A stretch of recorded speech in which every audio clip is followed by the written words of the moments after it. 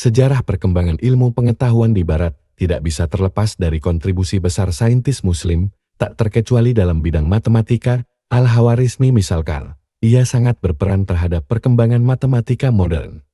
Hal ini tentunya dapat dilihat dari karya Al-Khawarizmi seperti ilmu aljabar dalam kitab Al-Jabar wa Al-Muqabalah. Sehingga dari karyanya tersebut, ilmu matematika menjadi lebih mudah digunakan dalam perhitungan perdagangan, pemetaan dan pembagian warisan.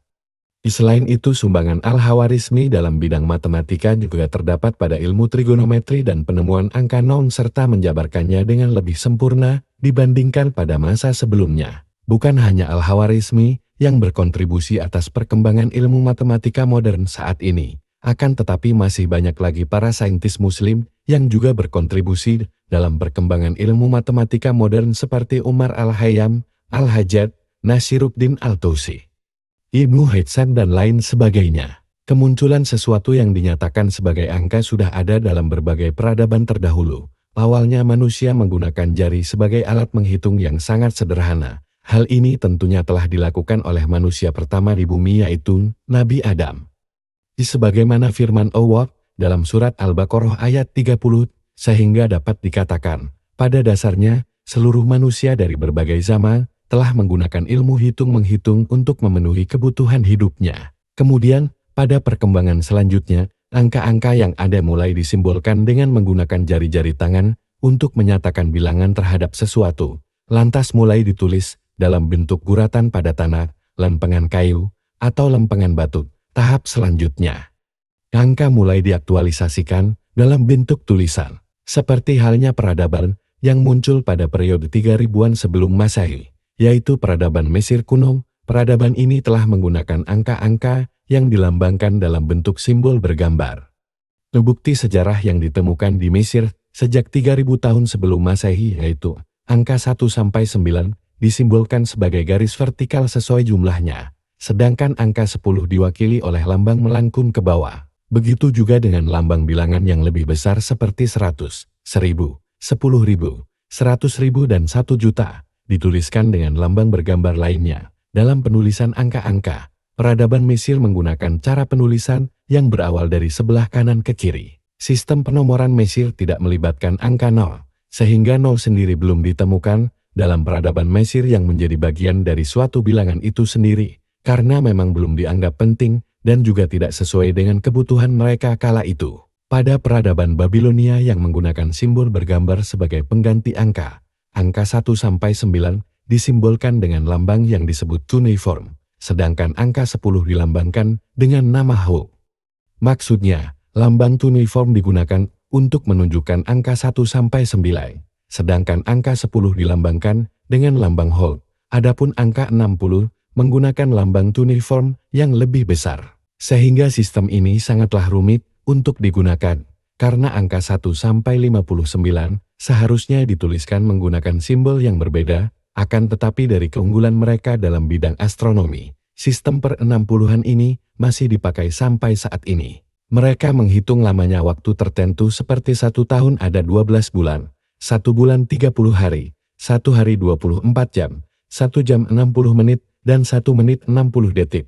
Selain itu penggunaan sistem ini juga terdapat pada pengukuran sudut yang berjumlah 180 derajat pada sudut segitiga, serta jumlah 360 derajat pada sudut satu lingkaran. Penulisan angka pada zaman peradaban Yunani dilakukan dengan cara menggunakan simbol yang melibatkan huruf-huruf. Matematika dalam peradaban Yunani sendiri memiliki fokus utama yaitu dalam bidang geometri, termasuk dalam mengukur garis, lingkaran, persegi dan seterusnya. Dalam berhitung sendiri mereka mempunyai sistem yang sangat berbeda dengan sistem yang ada pada saat ini. Angka 1-4 menggunakan lambang yang berbentuk garis vertikal sesuai dengan jumlahnya, sedangkan angka 5 dilambangkan dengan simbol yang bernama pente.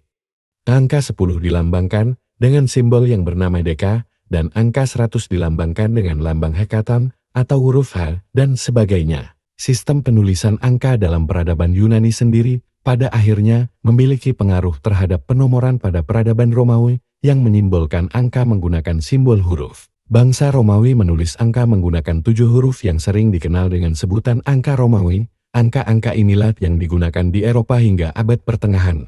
pada awalnya matematika yang menggunakan angka Romawi berkontribusi besar terhadap pembangunan Roma menjadi sebuah kekuatan kuno. Mereka mengembangkan keterampilan intelektual dan sistem matematika yang canggih untuk membangun Colosseum, Ars, Pantheon, Romawi Constantinus Bates dan masyarakat sipil. Akan tetapi, dalam sistem penomoran ini terdapat kekurangan.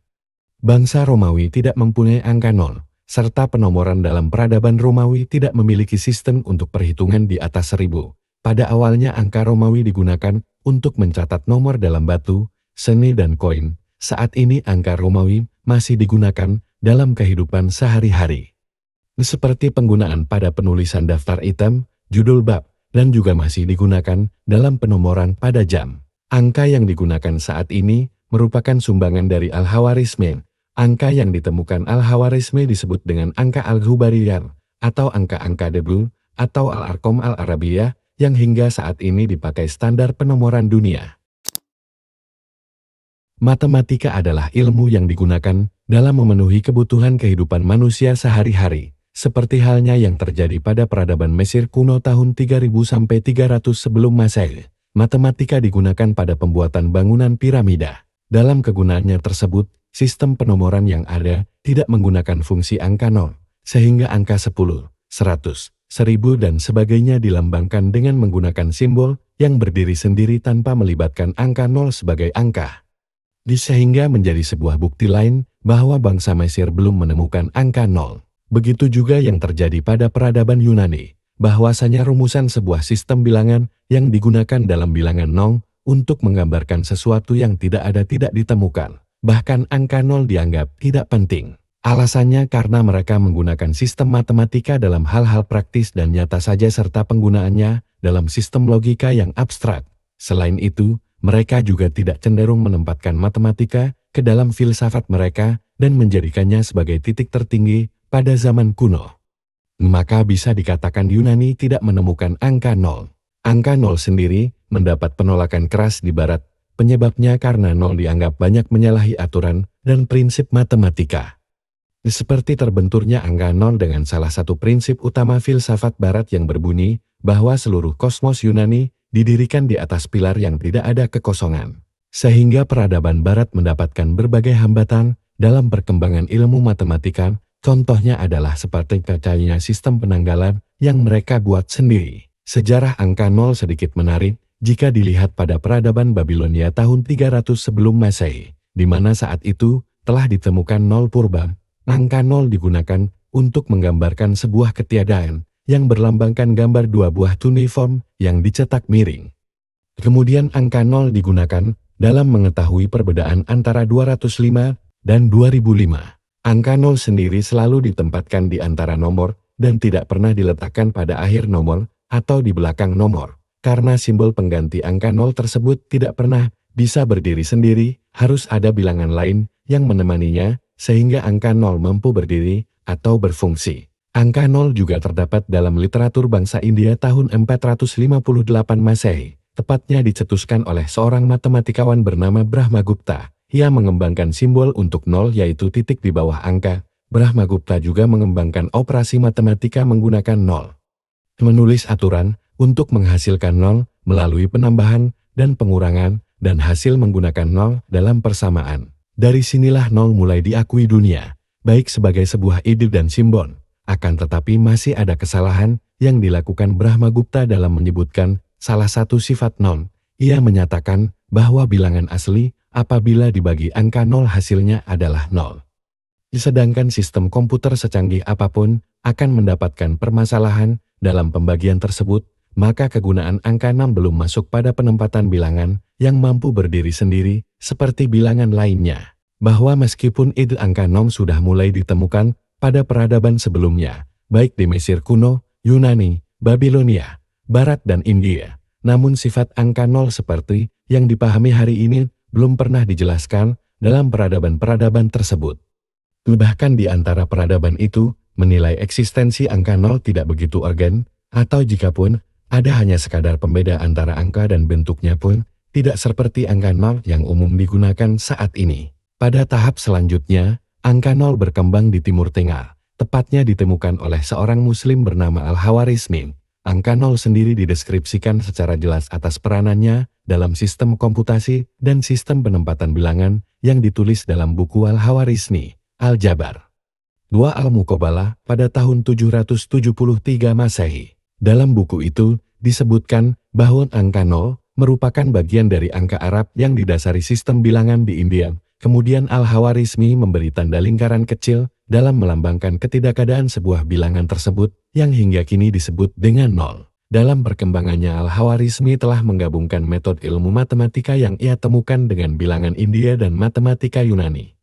Sebagai contohnya, angka 0 yang telah ditemukan di India mampu diasimilasi olehnya dengan menggunakannya dalam bilangan desimal yang menggunakan angka 0 untuk tujuan yang sama seperti yang digunakan sekarang. Proses asimilasi tersebut dapat dilihat dari penjelasan Tummer dalam Dictionary of Scientific Biography. Sistem nilai tempat desimal merupakan temuan yang kala itu cukup baru di India, dan karya Al-Khawarizmi adalah yang pertama kali menjelaskannya secara sistematis. Jadi, meskipun sangat dasar, karya Al-Khawarizmi menjadi satu dari temuan penting yang akan terus berkembang. Selanjutnya angka 0 karya Al-Khawarizmi masuk ke Eropa saat Islam masuk ke Andalusia. Itulah awal mula bangsa Eropa mengenal 0 sebagaimana yang digunakan saat ini. Semenjak itu pula, angka 0 mulai digunakan oleh matematikawan barat bernama Leonardo Fibonacci. Dia menerjemahkan karya-karya Muslim dalam bidang matematika. Awal penggunaan angka 0 sendiri pada mulanya sempat dilarang di Eropa, dengan alasan angka 0 berasal dari bangsa Arab. Dasar pelarangan ini, karena perkembangan matematika yang diusung matematikawan barat, adalah berasal dari matematikawan Yunani yang berprinsip bahwa tidak ada ketiadaan. Selanjutnya pada abad ke-17 angka 0 menjadi terkenal di Eropa dan digunakan oleh matematikawan terkenal seperti René Descartes dalam sistem koordinat Kartesan. Selain itu Isaac Newton dan Leibniz juga menggunakannya dalam sistem kalkulus. Angka 0 sendiri memiliki kekuatan yang luar biasa, yaitu kekuatan di luar kendali manusia sendiri. Hal ini berkenaan dengan suatu pernyataan antara sains dan agama tentang sesuatu yang kekal dan tidak ada. Dalam hal ini Charles Saif mengatakan bahwa misteri angka 0 merupakan urusan antara timur dan barat. 0 berada di jantung pertempuran antara timur dan barat. 0 berada di pusat perjuangan antara agama dan sains. 0 menjadi bahasa alam dan alat yang paling penting dalam matematika. Dan masalah yang paling mendalam dalam fisika inti gelap lubang hitam dan kilatan cemerlang Big Bang adalah perjuangan untuk mengalahkan 0.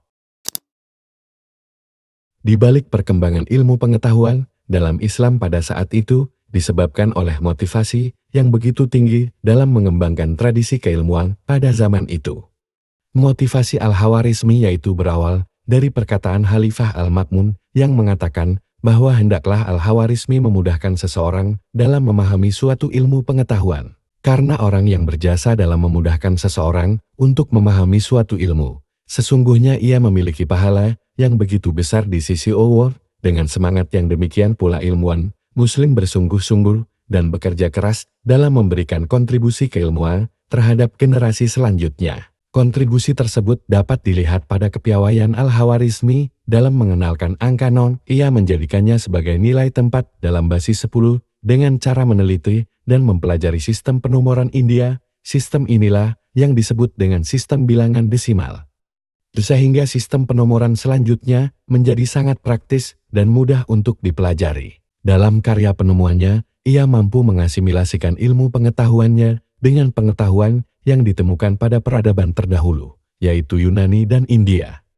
Sehingga ia sering dikenal dengan sebutan Bapak Penemu Angka 0 walaupun angka 0 pernah muncul di India, yang hanya digunakan oleh para pendeta Hindu dalam komunikasi antara mereka saja. Sehingga dalam peradaban India, angka 0 tidaklah berdiri sendiri seperti angka 1, 2, dan seterusnya. Ide-ide brilian dari matematikawan India selanjutnya dipelajari oleh Al-Khawarizmi. Ia meneliti sistem perhitungan Hindu India yang menggambarkan sistem nilai tempat dari bilangan yang melibatkan bilangan 0 sampai 9 dalam menciptakan tulisan angka-angka tersebut.